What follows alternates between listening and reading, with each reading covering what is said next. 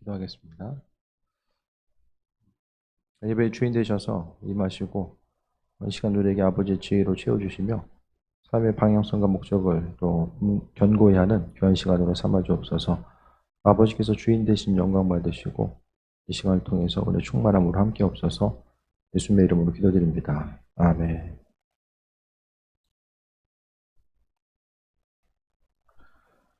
삶의 여정 가운데서 신앙생활이든 각각의 속한 곳에서 어떤 일을 하든지 간에 분명하게 삶의 목적 자체, 또 공부를 하든 일을 하든 무슨 일을 하든지 간에 그 목적 자체를 분명히 해야 됩니다. 그 목적이 분명하게 세워져 있으면 무슨 일을 하든지 간에 그 방향성을 잡아갈 수 있고, 또 순간순간 위기의 순간이 다가온다라고 할지라도 목적대로 또 방향성을 잡고 나아가면 되는데, 이 분명한 목적이 세워져 있지 않으면은 삶의 순간순간마다 환경 따라서 상황 따라서 움직이게 됩니다. 그러면 이제 견고함 없이 결국에는 방향성을 잊어버리게 되고, 또 하나님의 사랑과 또 인도하심 뿐만 아니라 또 삶에 있어서의 중심적인 것들을 많은 부분 잊어버리면서 살아갈 수밖에 없습니다. 우리 믿는 사람들에게 있어서 가장 중요한 것은 신앙의 영역이 있죠. 신앙생활을 하면 우리들이 삶에 있어서의 분명한 목적 자체를 어떻게 가져가야 되는가, 그것에 대해서도 분명히 인식하고 돌아볼 수 있어야만 합니다. 우리가 하루하루 살아감에 있어서 내 삶의 분명한 목적 자체가 무엇인가, 신앙인으로서의 목적이 무엇인지를 분명히 또 인식하며 살아가야지만이 삶의 순간순간 여러 가지 그 세상 풍조가 또 우리의 삶의 여정 가운데 우리 앞날을 가로막는다고 할지라도 또 이기는 삶을 살아갈 수 있게 됩니다. 오늘 바울의 삶을 통해 보면 그가 이제 예수님을 믿고 나서, 알고 나서 그의 삶 전체를 주를 위해서 헌신하는 모습을 보게 됩니다. 그런데 자신의 삶을 드리는 것은 오늘 사도 바울의 예뿐만 아니라 이 시대 가운데서도, 교회 역사와 전통 가운데서도 수많은 사람들이 그리스도 예수 주님을 바라보고자 했었고, 참된 그 삶의 가치와 목적을 하나님께 두었었기 때문에 다들 뭐 인생을 한 번 살잖아요. 두 번 사는 사람 없고 다 한 번 사는 삶의 여정이 있는데, 그 한 번 사는 삶을 그리스도 예수께 온전한 가치와 목적을 두었었기 때문에 주를 위해서 헌신하고 또 승리했었던 이런 삶의 여정들을 또 보게 됩니다. 오늘 말씀 가운데 사도 바울은 하나님의 은혜를 헛되이 받지 말라라고 이야기합니다. 그러니까 삶의 목적 자체를 그리스도께 두고 또 마음의 중심을 두었었기 때문에 그는 여러 가지 환난과 풍파가 다가오게 되고, 때로는 뒤에 보게 중간에 나와 있는 것처럼 여러 가지 그리스도 예수를 전함으로 인해서 고난과 환난이 있었지만, 그것 때문에 믿음이 흔들리거나 또 자신에게 맡겨주신 그 사명의 자리가 흔들리지 아니하고 항상 마음의 중심을 하나님께 두고 나아갔던 것들을 우리가 발견할 수 있게 됩니다. 믿는 자로서 우리의 마음의 중심이 다른 것이 아니라 하나님을 향해 있어줘야 되고, 또 바울뿐만 아니라 우리도 하나님의 사랑받은 자녀죠. 사도 바울은 더 하나님께서 하셨고 우리는 덜하고, 그것이 아니라 동일하게 하나님의 사랑을 받은 자로서 삶을 어떻게 살아가야 되는지를 분명히 인식해야만 합니다. 삶의 목적 자체가 신앙인인데 그 목적 자체가 세상에 막혀, 그 세상에 이제 그 중심을 두고 있으면은 이제 또 하나의 또 어려움으로 다가오게 되고, 삶의 목적 자체가 세상 것에 성공을 이루기 위한 것이 있으면 믿음의 영역이 본질이 아니라 수단이 됩니다. 수단. 그래서 신앙의 영역을 이용해서 세상 것을 이루고자 하는 그런 수단으로 전락하거든요. 그런데 하나님은 믿음 생활 자체가 전부이길 원하셨지, 우리에게 있어서의 하나의 뭐 수단과 방법으로 전락하는 것을 원치 않았다는 것을 보게 됩니다. 그러니까 이 시대 가운데서 사도 바울뿐만 아니라 수많은 사람들, 정말 주를 위해서 헌신하고자 했던 수많은 사람들, 이 시대에도 이제 선교지를 향해 나아가고, 또 주를 위해서 뭐 평신도 선교사, 또 선교사가 아니더라도 또 제3세계 국가를 향해서 나아가는 수많은 사람들이 예수님 때문에 맡은 바 사명, 세상 것의 목적과 중심을 두지 아니하고 하나님의 선하신 뜻과 인도하심을 바라보면서 나아가게 됩니다. 그 모든 상황들 가운데서 개인적인 가치관과 신념에 의해서 나가는 사람도 있지만 많은 이들이 오직 하나님 그리스도 예수 주께서 베풀으신 은혜에 대해서 감사하고 그 은혜를 어떻게 세상 가운데 전할 수 있을까에 대해서 생각하며 삶의 목적과 중심을 두고 나아가는 이들을 보게 됩니다. 그래서 바울의 삶의 모습뿐만 아니라 우리도 마찬가지로 항상 앞으로의 삶의 여정 가운데 여러분의 삶의 목적이 무엇인지를 분명히 해야 됩니다. 나이가 많든 적든지 간에 내 삶에 있어서의 목적이 무엇인지를 분명히 하고 살아가야지만이 신앙생활도 정리가 되고 또 삶에 있어서의 각각의 속한 곳에서도 다 정리가 됩니다. 그런데 우리가 하나님께 목적을 두는 것, 그분 맡겨주신 사명의 목적을 두는 것이 훨씬 더 바람직하고 유익한 이유가 뭐냐면 우리가 아는 것처럼 한 가지 확실한 것은 세상 것들은 다 이제 언젠가는 손에서 내려놓아야 될 때가 있다라는 거예요. 우리의 삶의 여정 가운데 여러 가지 바라고 원하는 것들, 사람이 자신의 가치를 드러내는 것이 내면에 있는 어떤 것들, 내 안에 있는 성품이나 또 지식이나 내 안에 존재하고 있는 어떤 내면의 것을 통해서 나 자신의 위치를 나타내고 또 주변 사람들이 나를 평가하기도 하지만 또 수많은 경우에 있어서는 보이는 것, 내가 어떤 위치에 있고 얼마나 많은 것을 가지고 있고 얼마나 많은 것을 행할 수 있는 그 위치에 있는가, 그것에 따라서 사람들이 주변 사람들이 나를 평가하고 또 심지어는 스스로 나 자신을 내가 할 수 있는 것을 통해서 스스로를 평가하게 되죠. 그런데 그것이 다 보여지는 것들이나 내면에 있는 그것들을 향해서 마음의 중심을 두는 것은 결국 이게 속는 거예요. 속는 거. 보여지는 것을 통해서 나 자신의 가치를 드러내고자 하는 것이 문제일 수밖에 없는 것은 언젠가는 다 내려놓을 때가 있다라는 거예요. 수많은 이들이 어쨌든 열심을 다해서 올라가는데 올라가면 내려놔야 될 때가 있잖아요. 그런데 내가 스스로 내려놓든 다른 사람에 의해서 타의에 의해서 내려놓든 간에 세상에서 중심을 두고 살았던 모든 것들은 다 순간적으로 사라질 수밖에 없다라는 거. 시간이 지나가면서 사라지게 되고 환경이 변화되면서 사라질 수밖에 없다라는 거예요. 세상의 것이 영원할 수 있다고 믿는 것처럼 미련한 사람은 없어요. 다 순간적으로 다 거쳐가는 거죠. 그러면 우리의 삶의 목적 자체를 거쳐가는 것, 순간적으로 사라지는 것, 거기에 중심을 두면서 살아가게 되면 우리의 심령 자체가 요동할 수밖에 없고 결국에 땀 흘려서 열심히 살았는데 결국에는 뒤돌아봤을 때에 나는 이렇게 열심히 살았고 이만한 업적을 남겼다. 그것은 있을지 모르겠지만 결국 그것도 이제 우리의 생명이 있는 그 순간까지죠. 하나님께서 우리를 부르심의 때가 언제인지 모르지만은 삶의 순간순간마다 또 잊지 말아야 될 것은 우리가 세상 가치관을 바라보면서 거기에 중심 두기보다는 조금 더 영원한 하나님 나라에 대해서 소망을 두어야 된다는 것에 대해서 계속해서 말씀드립니다. 그래서 삶의 순간순간 남겨진 우리의 삶의 모습, 지금 이 시간이 우리에게 있어서 가장 남겨진 삶의 여정 가운데 가장 젊은 시간, 가장 건강한 시간이 지금이잖아요. 그렇다고 한다면 남겨진 우리의 삶을 어떻게 살아갈 것인가를 분명히 고민해봐야만 합니다. 삶에 있어서 보여지는 것들, 들려지는 것, 환경이 내 뜻대로 되는 것이 뭐가 있겠습니까? 기대하고 소망했던 그 일들이 기대와 소망보다는 전혀 엉뚱하고 다른 방향으로 나아가는 경우들이 많이 있죠.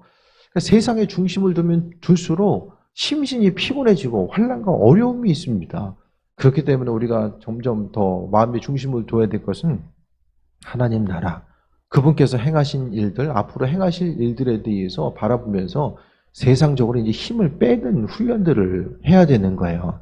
세상의 삶의 가치와 중심을 두고 있었다라고 한다면 그것에 대해서 힘을 빼는 훈련이 되어야 됩니다. 그러면 세상을 자포자기하고 그냥 포기하고 살아가냐, 그것이 아니라 이제는 내가 힘쓰고 노력하고 내가 힘을 줘서 살아갔다라고 한다면 이제는 하나님께서 만나게 하시는 사람, 연결해 주는 사람, 또 하나님께서 내 자리를 옮기시고 인도하시고 함께 하시는, 그러니까 그분께서 내 삶의 주인 되셔서 내 인생을 다루어 가시는 그것에 더 마음의 중심을 두면서 살아가는 거죠. 하나하나 보여지는 것, 들려지는 것에 중심을 두다 보면 만물이, 그러니까 다 피곤할 수밖에 없습니다. 제대로 돼도 피곤한데 제대로 안 돼도 여러 가지로 피곤할 수밖에 없다라는 거예요. 오늘 사도 바울은 그의 일생 가운데 가장 인생의 그 최절정기에 예수님 만나게 되죠. 그래서 이제 그의 인생 자체를 주를 위해서 사는 것의 마음에 그 인생의 목적을 그리스도 예수께 둡니다. 그래서 있는 것을 뒤로 하고 유대교의 신봉자에서 이제는 다 뒤로 하고 그리스도 예수를 전하는 것을 마음의 중심으로서 두고 살아가게 됩니다. 그래서 바울사도는 하나님의 은혜를 헛되이 받지 말라라고 말씀합니다. 은혜를 헛되이 받는다라는 것은 하나님께서 우리에게 풍성함과 은혜로 주셨는데 내 삶을 그리스도 예수가 아니라 스스로의 삶의 주인 돼서 살아가는 것과 또 그리스도 예수 주님의 복음과는 전혀 상관없는 삶을 살아가는 거죠. 쉽게 말씀드리면 은혜를 헛되이 받지 말라는 것은 주님 허락하신 그 영원한 생명에 대한 소망과 기대함, 그 모든 것을 전하는 것, 복음 전파의 삶을 살 것에 대해서 말씀하고 있습니다. 세상 살아가는 가운데서 인생이 가장 힘든 거, 어려운 것은 돈이 없어서도 아니고요. 건강이 연약해서도 아니에요. 그리스도를 예수, 주님을 모르는 것 자체가 이 인생에 있어서 가장 큰 비극일 수밖에 없습니다. 수많은 이들이 그리스도 예수 주님이 없어도 인생의 만족감을 가지고 살아가고 또 예수님 없는 삶의 마지막에 영원한 사망 권세와 심판에 이를 수밖에 없는데 그것에 대한 심각성을 모르면서 살아가게 됩니다.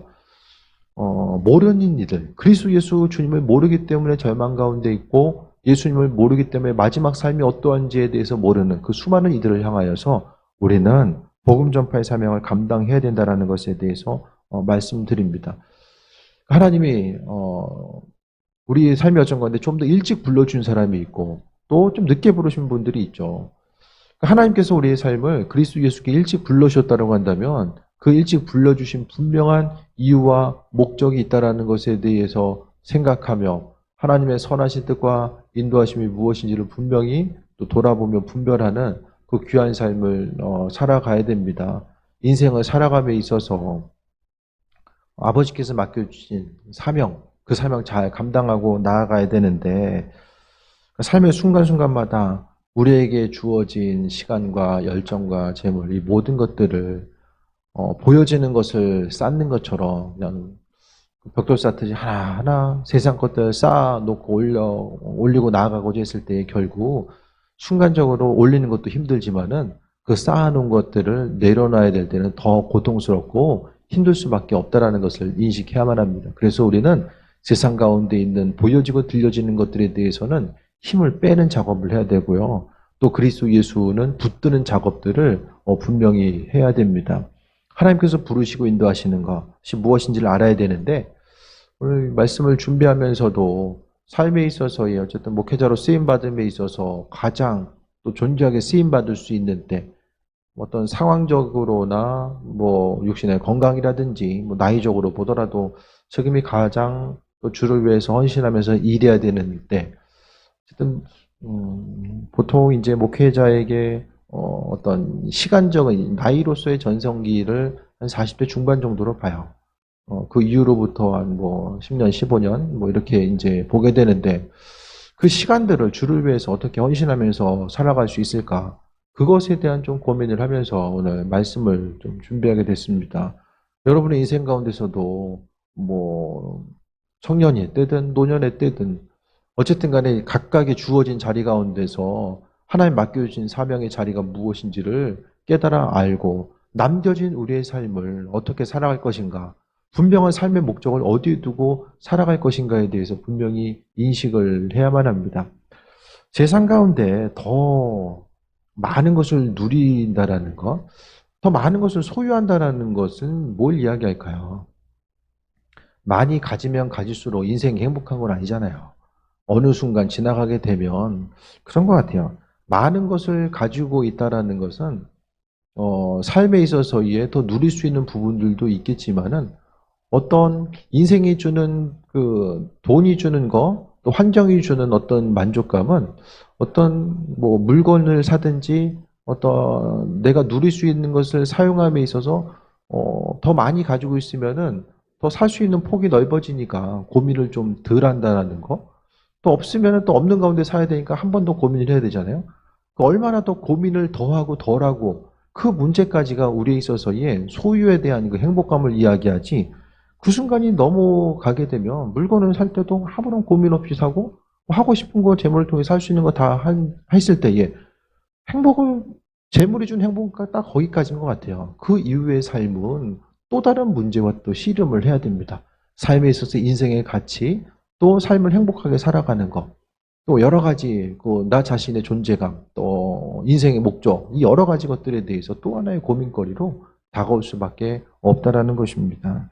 그래서 삶의 순간순간마다 우리의 삶의 목적을 어디에 두고 살아갈 것인가, 그것에 대해서 돌아봐야 되고, 하나님께서 우리를 불러주신 분명한 이유와 목적이 있다는 것에서도 분명히 기억하고, 지금 이 시간 아버지께서 우리를 불러주신 이유가 무엇인지를 깨달아 알아야 된다는 거예요. 그래서 일찍 불러주셨으면 조금 더 하나님께서 행하시고자 하는 일들이 있는 것이고, 늦게 불러주셨으면 또 늦게 행하시고자 하는 일들이 있는 거죠. 저 이제 신학교 동기들 중에서는 벌써 정년 은퇴하신 분들이 이제 있어요. 70세 은퇴하신 분들이 있어요. 이제 신학교를 늦게 들어가기 때문에 그만큼 이제 시간이, 이제 그분들이 이제 시간이 아까우니까 그만큼 열심을 다해서 목회하셨던 것 같아요.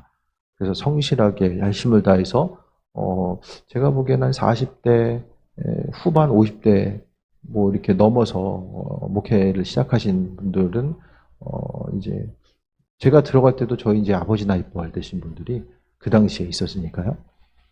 열심히 쓰임받고 나아감에 있어서, 그렇게 존귀하게 쓰임받고, 또 여러분도 우리 다 마찬가지죠. 삶의 순간순간마다 인생의 목표가 무엇인지를 분명히 인식하지 못하면, 또 공부하는 목표, 일하는 목표, 여러 가지 다 마찬가지입니다. 서두에 말씀드렸던 것처럼 그 목표가 온전하게 세워져 있지 않으면 순간순간 흔들려요. 방향성이 흔들려요.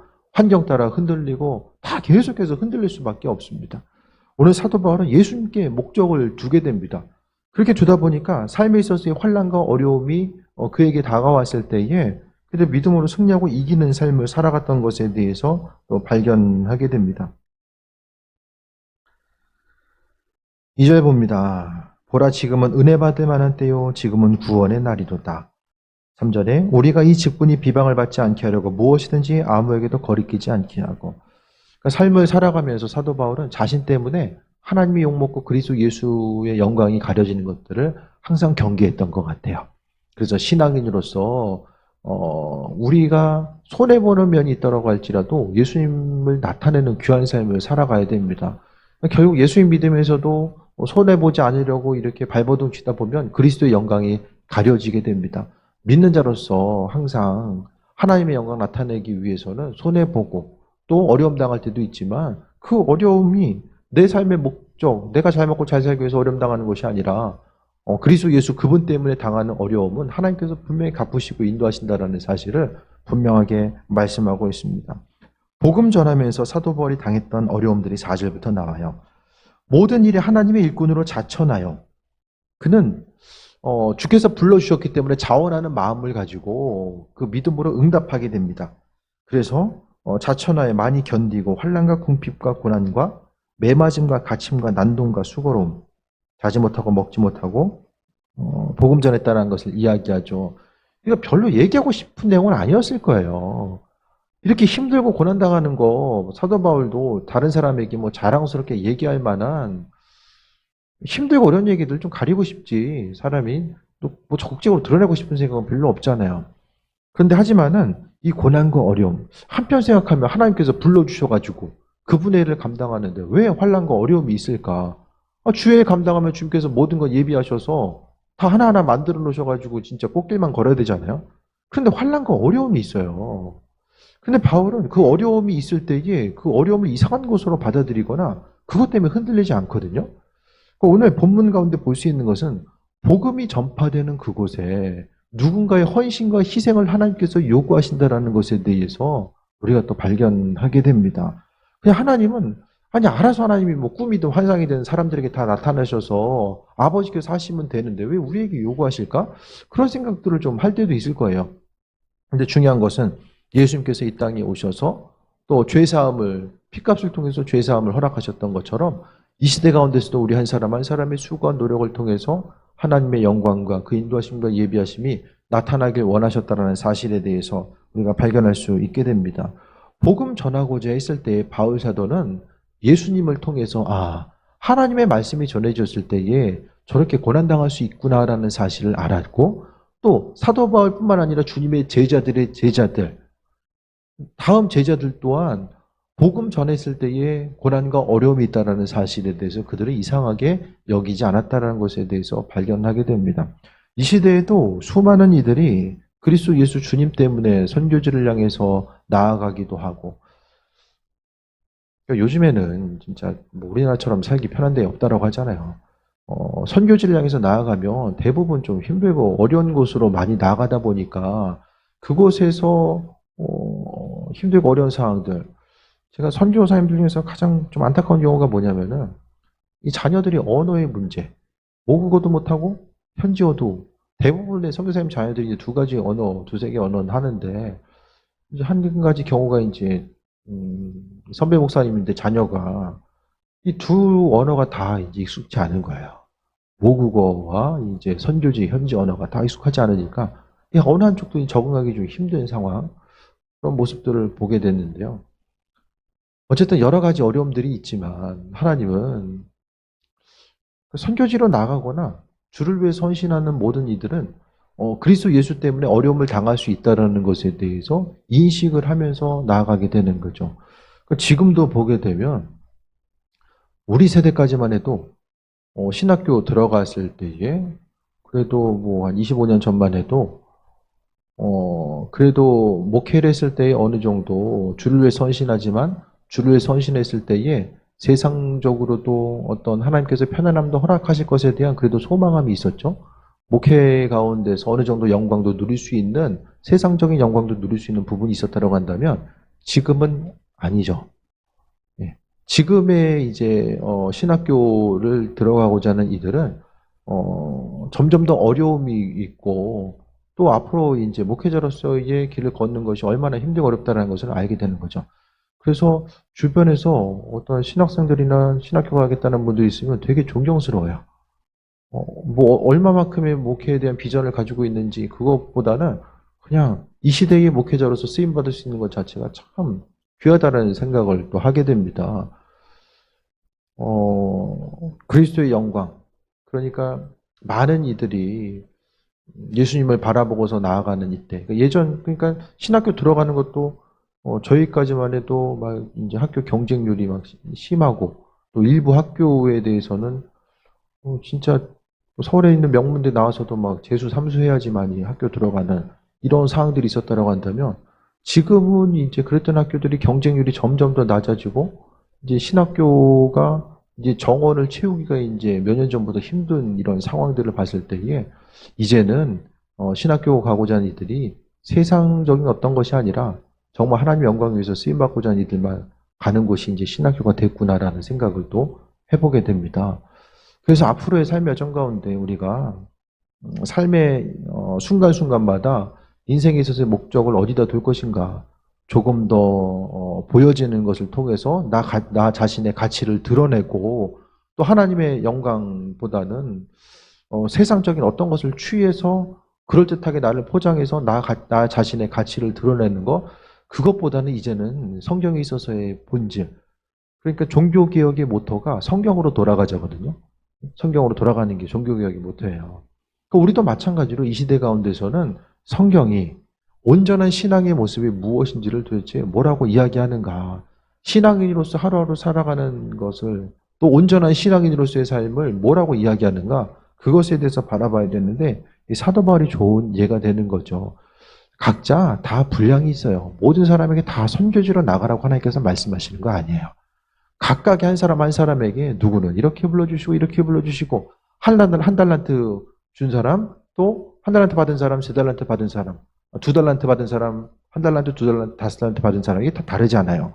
각각의 받은 달란트는 다르다고 할지라도 맡은 바, 또 사명 감당하고 쓰임 받음이 분명하게 있어져야 되는데, 남겨진 우리의 삶을 또 어떻게 살아갈 것인가에 대해서 분명히 고민해야 되는데, 바울 사도는 자신에게 있어서 주어진 사명을 힘들지만 믿음으로 감당했고, 그 다음에 그가 사명을 감당함에 있어서 6절부터 보면 깨끗함과 지식과 오래 참음과 자비와 성령 감화와 거짓이 없는 사랑과, 예수님 믿는 것에 대해서 복음을 전하고자 했을 때에 그는 마음에 거짓이 없었고, 또 지식, 하나님의 말씀이죠. 그게 지식이고, 그 다음에 오래 참음, 복음 전하라고 했을 때 도무지 말씀을 전해도 이제 잘 반응하지 못한 이들이 있잖아요. 그 다음에 자비함. 복음을 전하고자 했을 때 내게 어려움이 있어도 나에게 어려움을 준 사람에 대해서 자비한 마음을 가지고 나아가면 무엇보다 성령의 감화, 성령께서 복음 전파의 사명을 감당할 수 있도록 은혜로 베푸시고 함께 하신다라는 것과 거짓이 없는 사랑. 그러니까 주변 사람을 향한 사랑과 관심이 있어야지만이 또 복음을 전할 수 있습니다. 그리고 진리의 말씀과 하나님의 능력으로 의의 무기를 좌우에 가지고, 그러니까 말씀과 능력, 하나님의 말씀을 가지고 전했다라고 이야기하는데 무엇보다 의의 무기라는 것은 복음 전함이 전쟁터라는 거예요. 그러니까 의의 무기라는 것을 언급한 것은 세상을 살아감에 있어서 복음 전파가 이제 쉽게 이루어지는 것이 아니라 전쟁터와 같은 이런 상황 가운데 있다라는 것에 대해서 말씀하고 있습니다. 복음 전파하는 것이 쉽지 않지만 잘 생각해 보세요. 나도 믿고 있잖아요. 나. 네? 여러분이 믿고 있는 거. 여러분 어떻게 믿을 만한 성품이라서 믿고 있습니까? 내가 믿는다는 것은 주변 누군가도 아무리 믿기 힘든 성향과 성품이 아무리 그리스도 예수와는 믿는 것과는 전혀 어울리지 않는 사람들까지라도 믿게 된다는 것을 의미하는 거예요. 나를 변화시킨 하나님이 주변 누군가에게 변화시키는 거. 복음 전파는 어떤 의지와 어떤 설득에 의해서 이루어지는 것이 아니라 하나님께서 성령의 인도하심을 통해서 그분께서 스스로 행하시는 거예요. 하나님이 가장 중심을 두고 있는 그 일을 하나님이 안 하십니까? 우리는 그냥 스피커로서 쓰임받는 거예요. 하나님이 말씀하시고자 하는 것들을 우리가 마음의 감동을 받아서 전하는 것이지 복음 전파의 핵심은 우리 자신이 아니라 하나님께서 그 일들을 이루신다라는 것에 대해서 말씀하고 있습니다. 그러면서 복음 전하고자 했을 때 8절에 보면 영광과 욕됨으로 그러했으며 악한 이름과 아름다운 이름으로 그러했으며 복음을 전하고자 했을 때 영광받은 적도 있었고 때로는 욕을 먹은 적도 있었고 악한 이름과 아름다운 이름, 주변 사람들이 자신에게 좋은 평판을 가지고 있었지만은 또 악한 이름, 그러니까 평판을 이야기하는 거예요. 좋지 않게 이야기했다라는 그 여러 가지 긍정적인 면도 있었지만 부정적으로 어려운 면들도 그가 경험했다라는 사실을 이야기합니다. 그러면서 8절부터 그가 정리해요. 지난 날을 돌아보고 또 사역을 함에 있어서 자신이 생각하는, 사도 바울 자신이 생각하는 것, 그 주변 사람들이 생각했을 때에 바울 사도는 아니 유대교의 중심에 있다가 유대교에 있어서의 예수 그리스도 주님은 이단이거든요. 본질과는 벗어난 사람, 아니 스스로 하나님의 아들, 눈에 보기에 뻔하게 이제 살아있고 예수님의 부모님이 누구이고 형제자매가 누구인 줄 아는데도 하나님의 아들이라고 이야기하니까 유대교에 있어서는 저 미쳤구나 아니면은 이단이구나 이렇게 이제 생각했던 거죠. 그 이단을 다른 사람도 아니고 믿는 사람들을 예수 믿는 사람들을 죽이기 위해서 지나친 열심을 가졌던 바울 사도가 하루아침에 변화돼서 그 예수님을 오히려 전하는 삶을 살고자 하니까 주변 사람들의 시선은 어땠겠습니까? 그 주변 사람들의 시선 자체가 앞에 있는 거예요. 속이는 자, 무명한 자, 죽은 자, 징계받은 자, 근심하는 자, 가난한 자, 아무것도 없는 자. 이것이 바로 사도 바울을 향한 주변 사람들의 평가였던 거죠. 아무것도 없는 자. 그게 평가였던 거예요. 우리 한 사람 한 사람이 주변을 돌아보면서 복음 전파하는 사람, 그리스도 예수 전하는 사람, 점점 더 개인주의적인 성향이 이제 심화되다 보니까 옆집 사람 누군지도 잘 모르고 그런 성향들이 이제 많이 있잖아요. 그러니까 다른 사람들을 향해서 무엇인가를 우리가 할 수 있다는 것 자체가 그것이 선한 것이든 어떤 것 간에 다른 사람들이 잘 받아들이려고 하지 않는 것. 누군가의 그런 점점 더 개인주의적인 이 사회를 살아가다 보니까 단절의 사회, 개인주의. 함께 모여서 무엇을 하기보다는 점점 더 단절의 시대를 살아가고 있는 이때에 앞으로 이런 단절감은 계속해서 더해지지 않을까. 한편 단절감이 더해질 수 있도록 또 한쪽에서는 사람들과의 만남을 추구하는 모습들은 또 강하게 또 나타날 수 있을 거예요. 이 시대 가운데서 누군가에게 복음을 전하는 것 자체가 그러니까 값없이 어떤 것을 다른 사람을 위해서 내 육신의 이득을 구하지 않냐고 그 사람을 위해서 무엇인가를 하는 것 자체가 이 시대는 사람들이 그 호의를 호의로서 받아들이지 않고 하나의 의심으로서 받아들이는 이 시대를 우리가 살아가고 있잖아요. 그렇기 때문에 복음 전하는 것이 더 힘들 수밖에 없어요. 하지만은 우리의 삶의 모습 자체는 그러니까 세상 사람들을 보기에 나 자신을 평가할 거냐, 그 시선을 의식하며 살아갈 거냐, 아니면 하나님 보시기에 그분의 시선을 의식하며 살아갈 거냐, 그걸 중요하게 여겨야 됩니다. 세상 사람들의 시선 얼마나 우리가 중요하게 생각하면서 살아갑니까? 내 주변에 있는 사람이 나를 어떻게 평가할까? 어떻게 생각할까? 근데 그것보다 훨씬 더 중요한 것은 창조주 하나님, 그 살아계신 하나님께서 나를 어떻게 생각하실까가 분명히 더 중요한데 앞에 있는 그 내용들 자체가 8절부터 9절, 10절 나오는 내용들을 보면 앞에 있는 것은 세상의 평가, 바울을 향한, 뒤에 있는 것은 하나님의 평가죠. 속이는 자 같으나 참되고 무명한 자 같으나 유명한 자고 죽은 자 같으나 보라 우리가 살아있고 징계를 받은 자 같으나 죽임을 당하지 않고 근심하는 자 같으나 항상 기뻐하고 가난한 자 같으나 많은 사람을 부유하게 하고 아무것도 없는 자 같으나 모든 것을 가진 자로다 라고 말씀합니다. 세상 가운데서 결국 삶의 목적을 어디다 두고 살아가는 것이 온전한 일이었는가? 그것이 모든 것이 다 한 번에 드러날 때는 죽음 이유죠. 하나님 앞에 섰을 때에 그때 비로소 모든 것이 다 드러나고 증거로서 나타날 수밖에 없을 거예요. 하나님 보시기에 사도 바울은 누구였습니까? 참되고 유명한 자, 살아있고 또 항상 기뻐하고 부유하게 하고 모든 것을 가진 사람이 사도 바울이었습니다. 삶에 있어서의 분명한 목적, 공부를 해도 왜 내가 공부를 하는가? 돈을 벌어도 왜 돈을 벌고 있는가? 조금 더 근심 없이 더 많은 삶 것을 누리기 위해서 무엇을 하기 위해서 나는 소유하려고 하는가? 사람을 만나도 뭐 때문에 만나는가? 신앙의 영역 가운데 왜 내가 신앙생활을 하는가? 마음의 기쁨과 또 위안, 평안함, 그냥 하나님께서 내 인생을 조금 더 윤택함으로 도와주시기 위해서 성경은 그 부분을 이야기하지 않습니다. 그리스도 예수가 수단과 방법이 아니라 삶에 있어서 유일한 목적이 되어야 된다는 것에 대해서 말씀하고 있고 그 생명 되신 목적이 그리스도 예수께 있으니까 삶에 있어서의 그러니까 세상의 삶의 목적을 두면 세상 환경 따라서 계속해서 마음도 왔다 갔다 하고요. 풍성했다가 공허했다가 여러 가지가 바뀔 수밖에 없습니다. 하지만 생명 되신 그리스도 예수께 두면 그분께서는 변하지 않잖아요. 어제나 오늘이나 항상 동일함으로 함께 하시는 그 사랑과 은혜를 우리가 경험하면서 하루하루를 살아갈 수 있게 됩니다. 우리가 어떤 사람이냐면은 10절 보면 많은 사람들을 부유하게 하는 사람. 가난한 자 같으나 위에 있는 것을 보게 되면 가난한 자 같으나 가난하지 않은 사람이다. 풍성하고 부유한 자다라고 이야기할 텐데 그것이 아니라 많은 사람들을 부유하게 하는 사람이다라고 이야기하고 있어요. 그것 때문에 모든 것을 10절 후반에는 아무것도 없는 자 같으나 모든 것을 가진 자다. 다른 사람들을 부유하게 하기 때문에 모든 것을 가진 자다라고 말씀하고 있어요. 결국 이 땅 가운데서 우리가 해야 될 것은 아주 단순하게 모든 사람들, 많은 사람들을 부유하게 하는 사람, 영적으로 하나님 말씀 가운데 부유한 삶을 살아갈 수 있도록 헌신하고 또 우리가 가진 소유를 나누고 살아가는 거죠. 믿는 자로서 하나님을 온전히 알아간다는 것은 삶 행동이 분명하게 그렇게 인식이 돼야 되는 것이고 또 말씀에 중심을 두는 거죠. 랍비들은 주변 한 사람 한 사람을 돕는 거, 유대인들의 그 성경 교사죠. 랍비들은 구제가 아주 중요한 삶에 있어서의 목적이 되었습니다. 그래서 구제를 넘어가다 보니까 그들이 이제 규칙을 만들어요. 구제는 소득의 20%까지만 하는 걸로 이제 규칙을 만들어 놓게 됩니다. 그냥 있는 대로 다 이제 구제하는 데 썼던 것 같아요. 어쨌든 랍비들도 그렇게 이제 하나님에 대해서 인식하고 나아갔는데 우리 신앙인의 삶의 여정 가운데 말로만 생각으로만 기독교는 기복적인 기복신앙이 아니에요. 세상에 중심을 두는 것이 아닙니다. 영원한 하나님 나라. 그 인생 가운데서 우리가 돌아봤을 때에 뭐 다들 어떠실지 모르겠지만은 한 세상 살다 끝이라고 한다면 그것만큼 인생이 험한 게 어디 있어요.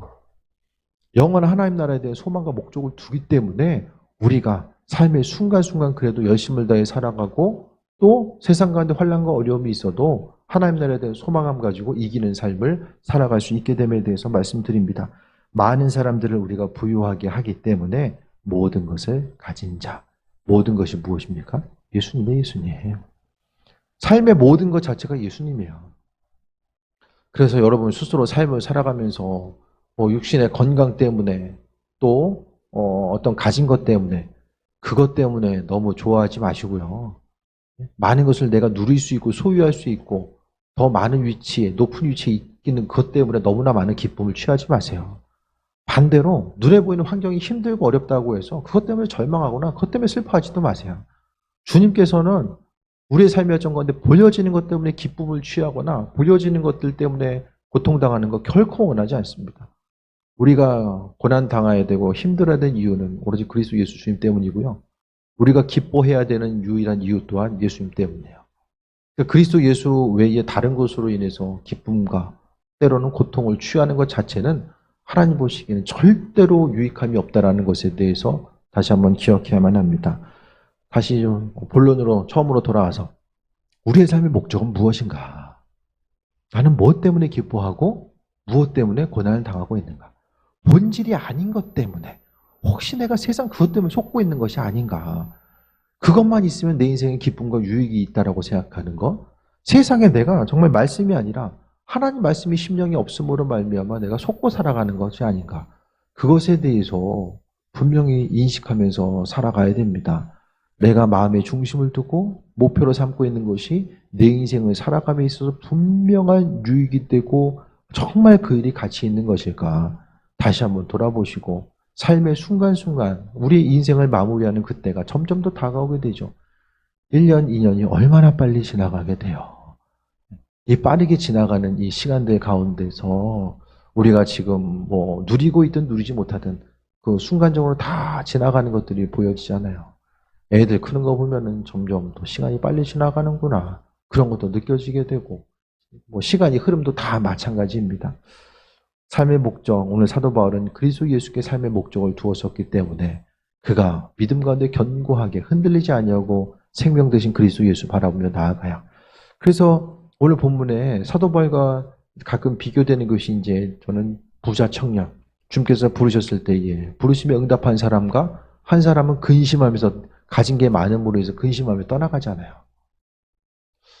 그 둘은 지금 뭐하고 있을까? 사도 바울은 어디서 뭐하고 있고 부자 청년은 어디서 뭐하고 있을까? 가끔, 아주 가끔 그런 생각을 좀 해보게 돼요. 삶에 있어서 이 순간순간 이 모든 것들 누구나가 다 많이 가진 사람은 언젠가는 많이 내려놔야 되고 적게 가진 사람은 적게 내려놔야 되잖아요. 신앙 공동체 가운데서 각각의 위치에 있는 그 면에서 마찬가지죠. 다 자녀들을 향해서도 예전에는 부모 뜻대로 이렇게 저렇게 얘기했다라고 한다면 이제는 점점 더 자율적으로 이제 아이들의 삶을 스스로 개척할 수 있도록 내버려 둬야 될 때가 오잖아요. 삶의 순간순간 내려놔야 될 때. 그래서 제가 지난번에도 말씀드렸잖아요. 저도 교회에 있어서의 어떤 목회자로서의 위치가 있지만 그것도 하나님께서 감당하라고 하는 그때까지만 또 감당할 수 있는 것이고 다 마찬가지입니다. 주님께서 이제 예를 들어서 목회 이제 그만하고 선교지로 가라 하면은 사무실 비울 때 책만 가지고 가야 되는데 선교지로 가라고 하면 책도 못 가져가. 가져갈 수 있는 거 아무것도 없어요. 다 여러분 다 마찬가지예요. 주님의 부르심의 뜻이 무엇인가를 돌아보시고 남겨진 시간들, 세상 것들을 계속해서 받아들이면서 후회하고 절망하고 거기에 소망을 두는 거 혹시 내가 속고 있는 거 아닐까? 다시 한번 돌아보시고 삶에 있어서의 온전한 목적을 어디에 두어야 될지를 주님께 간구하고 물어보며 소망을 그분께 두고 믿음으로 달려가는 귀한 삶 되시기를 축원드립니다. 주신 말씀 기억하며 기도합니다. 삶에 있어서 고난까지라도 아버지께서 주신 은혜의 증거입니다.